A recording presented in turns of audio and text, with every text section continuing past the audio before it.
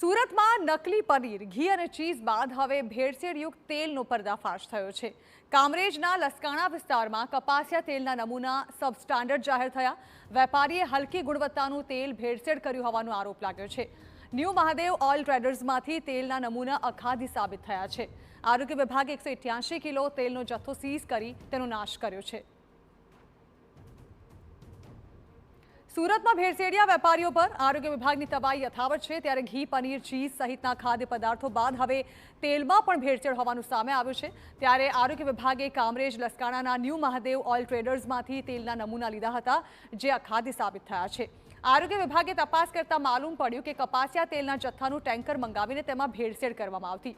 વેપારી દ્વારા 5 અને 15 કિલો જેવા ડબ્બા બનાવીને બજારમાં તેનું વેચાણ કરવામાં આવતું। આરોગ્ય વિભાગે 188 કિલો તેલનો જથ્થો સીઝ કરીને તેનો નાશ કરી ભેળસેળિયા વેપારી સામે કાર્યવાહી આરંભી છે।